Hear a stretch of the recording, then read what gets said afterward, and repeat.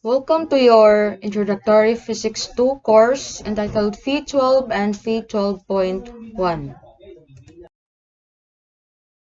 This is Engineer Shelaida S. Albizo.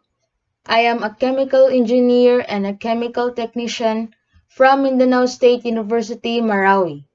And with the saying, doing what you like is freedom and liking what you do is happiness.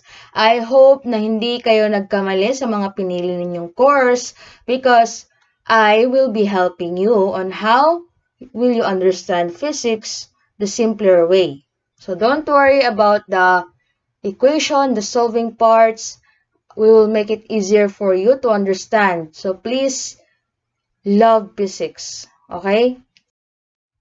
For book references, we will be using Fundamentals of College Physics, University Physics, and Conceptual Physics, but most of the time or majority of our topics are from Fundamentals of Physics. I will be giving a link to provide this PDF books with you, and please access it with your institutional email. As for our topics, there will be two parts.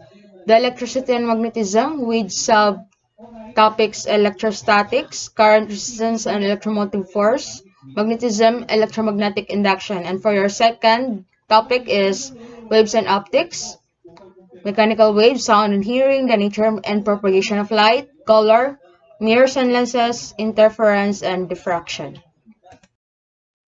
As a simple class rules, always have your scientific calculator with you and have a copy of the book references I have mentioned, preferably printed. For quizzes and assignments, write your answers on a yellow pad paper and be resourceful. Meaning to say, don't stick to only one resources like only one book. And also, you have your internet with you. You have your data connection.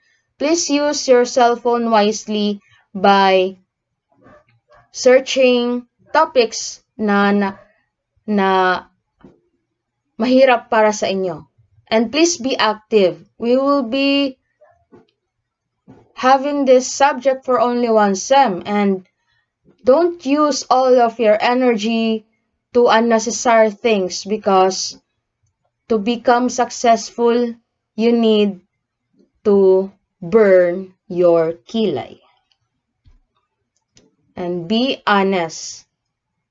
Okay? Ito lang naman yung gusto ko, honest tayo. You will not be a professional if you're not honest enough with yourself. Okay? In the future, you'll be professional like me, like your teachers, and please be honest with what you're doing. And that's all. Thank you.